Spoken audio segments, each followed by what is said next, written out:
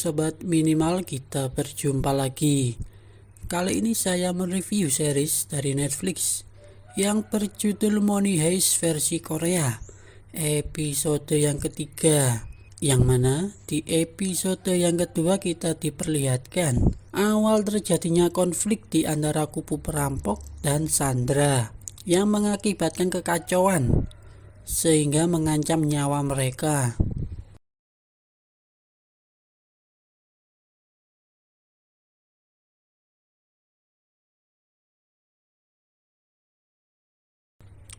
Oke guys, langsung saja kita review filmnya.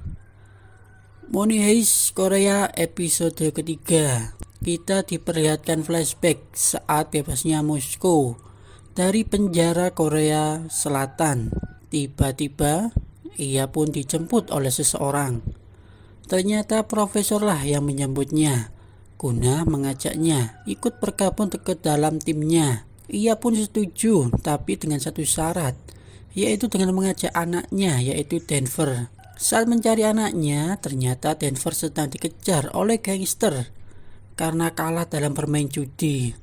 Sang ayah pun menemukannya dan membawanya kabur dari sana dengan susah payah. Suara tembakan dari Denver pun terdengar. Tokyo sudah terlambat untuk mencegahnya. Denver pun sudah membunuh Mihun. Para Sandra pun membuli dan menjauhi direktur karena mengakibatkan wanita yang tak bersalah terbunuh. Berlin datang untuk mengecek kondisi Mihun yang sudah dibunuh oleh Denver dan menyuruhnya memindahkan mayat wanita itu. Perselisihan pecah antara Tokyo dan Berlin karena ini sudah melanggar aturan dari profesor. Karena tidak boleh ada yang membunuh atau melukai siapapun. Saat telepon dari profesor berbunyi, Rio meminta agar tidak ada perselisihan lagi. Lalu Tokyo pun pergi. Berlin pun memberi informasi kepada profesor tentang adanya sedikit perselisihan karena wanita itu sedang hamil. Tapi ia tidak menceritakan tentang kejadian dibunuhnya wanita itu. Sang profesor pun meminta Rio untuk mengecek jam tangan yang rusak itu, apakah ada jejak video atau rekaman sebelum dihancurkan. Tokyo juga sebuah ruangan. Ternyata kita dikejutkan tentang Mihun yang masih hidup. Denver menolongnya dengan menembak bagian paha kiri Mihun dan berpura-pura mati. Tokyo di sini mencoba merawatnya dengan semampunya. Ia pun menyuruh Denver menjaga Mihun dan merahasiakan tentangnya, karena kalau bocor Berlin langsung membunuhnya. Tokyo di sini merencanakan kudeta terhadap Berlin, tapi ia harus menyingkirkan Helsinki dan Oslo terlebih dahulu. Setelah diselidiki oleh polisi, ternyata video di jam itu adalah sosok Rio atau dengan nama Han Jonsep yang putus sekolah kedokteran. Dari catatan kriminalnya, ia sudah ahli meretas sejak kecil. Wo Jinwoo berkesimpulan bahwa ia bagian kelompok dari perampok itu dan pasti pernah datang ke gedung itu sebelum terjadi perampokan. Wo Jin meminta memeriksa seluruh CCTV tiap sudut gedung percetakan itu. Tugas dari Moskow sebenarnya adalah menggali lubang yang ada di perangkas untuk pelarian mereka. Dan yang dikerjakan oleh para Sandra adalah pelarian palsu untuk pengalian. Denver di sini mencari agar bisa merawat Mihun dengan berpura-pura ke toilet. Di sini Mihun masih peduli dengan keadaan direkturnya. Beberapa kelompok Sandra mengancam direktur agar tidak melakukan hal-hal yang membahayakan nyawa para Sandra lainnya. Untung ada Moskow datang untuk menenangkan mereka. Saat selesai makan siang, Moskow bertanya pada Berlin, kenapa para Sandra tidak rukun? Ia pun menyuruh Denver untuk menjawab pertanyaan ayahnya. Ia pun menjawab bahwa tidak terjadi apa-apa dan tidak melakukan kesalahan apapun. Tokyo pun pergi, tapi kali ini ia diikuti oleh Oslo karena perintah dari Berlin.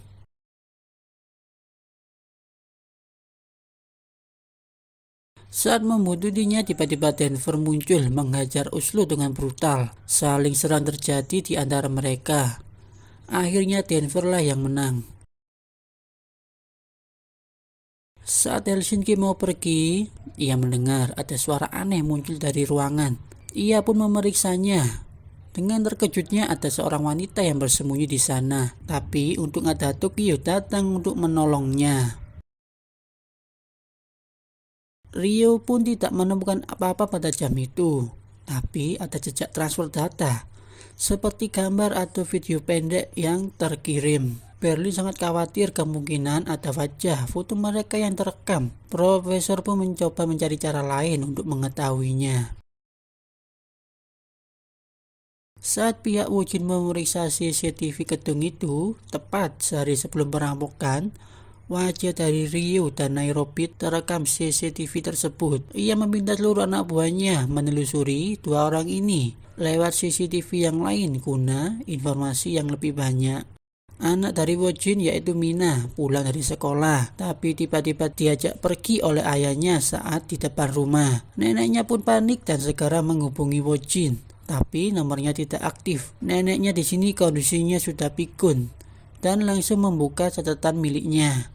Di sana terlihat jelas ada dua tulisan di sana, yaitu catatan tentang anaknya tidak boleh bertemu dengan ayahnya dan periksa lacinya Wojin. Ia pun segera memeriksa lacinya dan menemukan kartu nama dari teman kencannya, yaitu Sunho alias Profesor, pemilik kafe Bella Ciao. Ia pun menghubunginya. Saat mengobrol dengan Rio, Berlin kejutkan dengan kudeta dari Tokyo. Rio pun menelpon Profesor tapi tidak ada di tempat.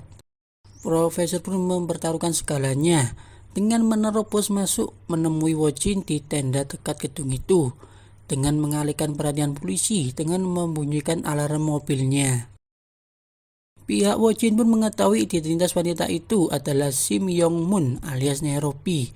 Dengan catatan kriminalnya adalah penipuan. Mereka pun mempunyai dua identitas perampok itu. Profesor pun sudah masuk ke tenda itu dan memberitahu Wojin bahwa ibunya menelponnya. Ia tahu nomor profesor dari kartu nama kafenya. Ibunya pun memberitahu bahwa anaknya diajak pergi oleh ayahnya saat pulang sekolah. Wojin pun menelpon mantan suaminya itu. Ia pun marah kepadanya karena telah melanggar hak asuh anak dan memintanya segera memulangkan anak itu. Di sini Kapten Cha sudah curiga atas keberadaan teman dari Wojin yang masuk ke tenda itu. Berlin pun terdesak. Akhirnya ia meminta untuk voting guna memilih pemimpin keinginan mereka. Profesor pun sudah kembali dan menelepon mereka. Tokyo meminta pergantian pemimpin. Berlin pun mengakui bahwa ia membunuh wanita hamil itu. Profesor pun marah karena melanggar aturannya.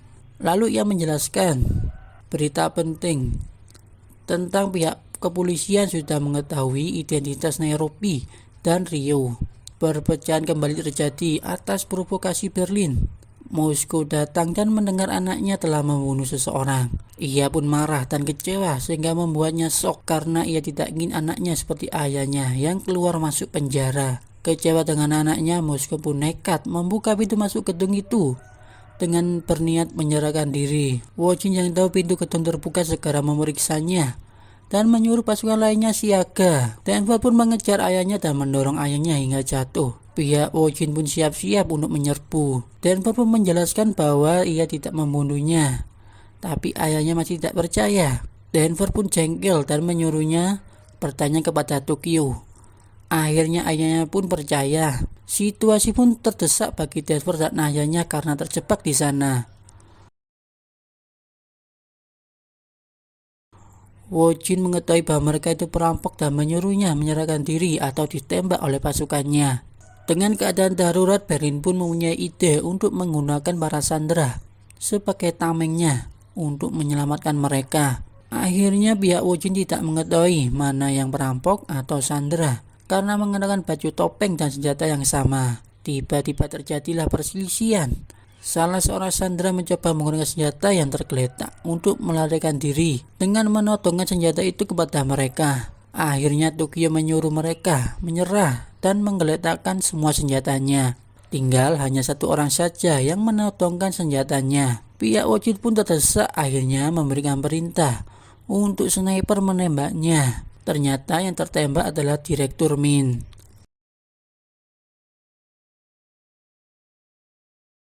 Oke guys, sekian review dari saya. Jangan lupa subscribe, like, share, dan komennya untuk video terbaru selanjutnya. Terima kasih.